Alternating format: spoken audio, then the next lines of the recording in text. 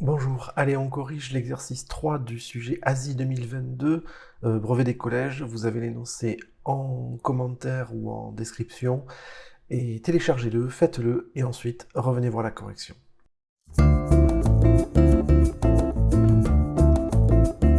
Ça commence comment? D'abord on a un tableau assez important avec une question toute bête, combien de médailles d'argent l'Australie a-t-elle obtenu? Bon, là, c'est de la lecture de tableau, c'est pour se mettre en jambe. Alors déjà, l'Australie, c'est cette ligne-là. Les médailles d'argent, c'est cette colonne-là. Donc finalement, le nombre qui nous intéresse, c'est 29. Phrase-réponse, l'Australie a obtenu 29 médailles d'argent. Bon, jusque-là, pas de souci. Question 2. Donc, calculer le nombre de médailles de bronze obtenues par l'Italie. Là, on remarque qu'il y a une donnée qui a été effacée, en fait.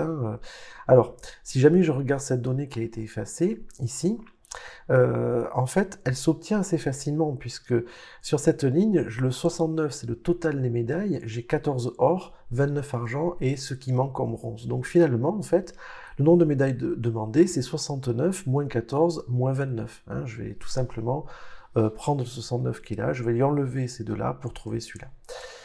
Ça donne 26, donc finalement, le nombre de médailles demandées, c'est 26. Bon, jusque-là, pas trop de soucis. Question 3. Quelle formule a pu être saisie en F2 avant d'être étirée vers le bas? Alors attention, là on vous demande une formule, hein, pas un résultat ou quoi que ce soit, donc c'est très formel comme question, on veut du langage tableur précisément. Alors déjà, la case F2 c'est celle-là, et je remarque que pour trouver le résultat de la case F2, en fait, ce que je vais faire, c'est que je vais faire 96 plus 60 plus 51, c'est-à-dire F2 contient la somme des cellules C2, D2 et E2. 96, c'est bien la cellule C2, D2 et E2.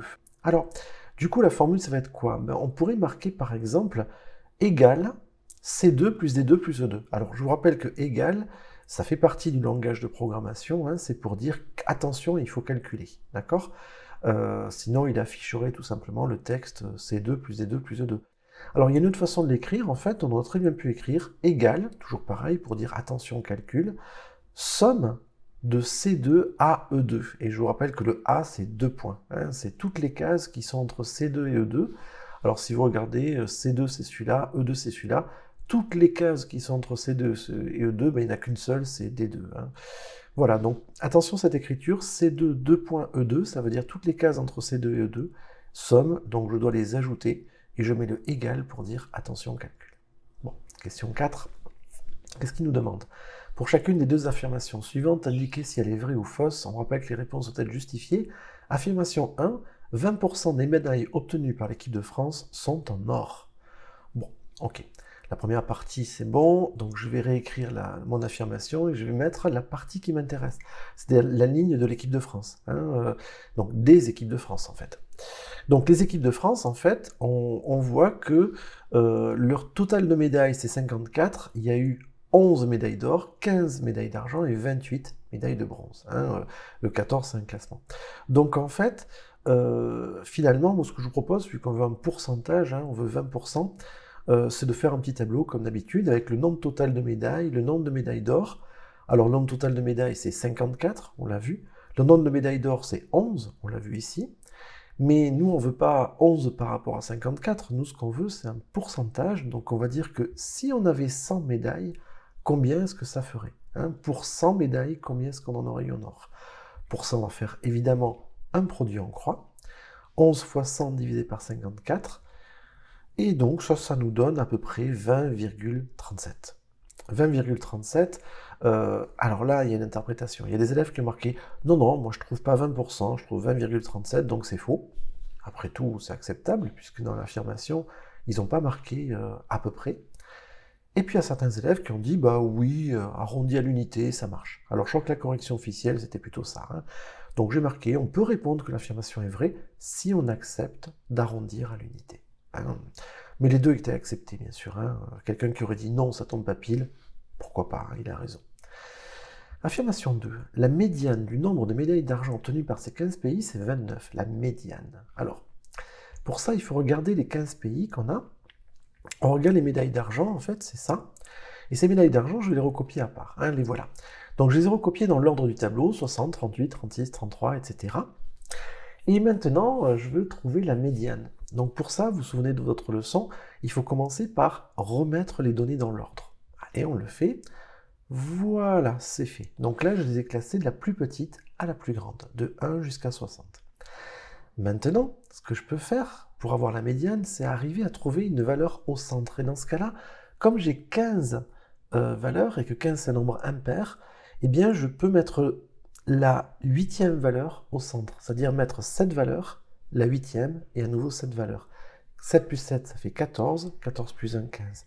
Ce qui me donne en fait ce genre de répartition-là. 7 valeurs, la huitième, et puis à nouveau 7 valeurs. Les 7 petites, la médiane, et les 7 grandes. Parce que la médiane, évidemment, c'est 20. Si jamais j'avais eu un nombre pair, ça voudrait dire que j'aurais eu deux nombres au centre. Et donc j'aurais fait la moyenne entre les deux. Et la médiane, ça aurait été la moyenne entre les deux nombres qui sont au centre. Ok, donc la médiane demandée, c'est 20. Allez, on passe à la question 5. Aux Jeux paralympiques de Rio, en 2016, la prime pour une médaille d'or, c'était de 50 000 euros. Pas mal quand même. Pour ce Tokyo 2021, c'est passé à 65 000 euros. Quel est le pourcentage d'augmentation de cette prime entre 2016 et 2021? Bon, toujours pareil, je vous propose un tableau avec les primes en 2016 et l'augmentation. La prime en 2016, c'était 50 000 euros. L'augmentation, c'est 65 000 moins 50 000. C'est la variation, si vous préférez. Ce qui nous fait 15 000 euros de variation. Mais moi, je ne veux pas 15 000 par rapport à 50 000, moi je veux par rapport à 100, puisque je veux un pourcentage. Donc, si la prime faisait 100 euros, de combien serait l'augmentation? Et donc là, dans cette case, je vais avoir mon pourcentage qui va arriver pour 100. Pour 50 000, c'est 15 000. Pour 100, combien c'est? Bon, petit produit en croix, évidemment. J'obtiens donc 15 000 fois 100 divisé par 50 000. Je rentre ça dans ma calculatrice, je trouve 30. Donc le pourcentage demandé, c'est 30%.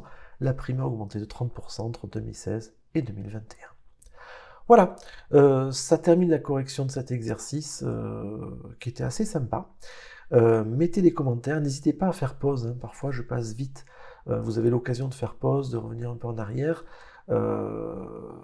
N'hésitez pas à le faire. Et surtout, vous avez des commentaires, bien sûr, pour poser des questions si jamais il y a des problèmes ou quoi que ce soit. Mettez un like si ça vous a été utile. Et à bientôt. Au revoir.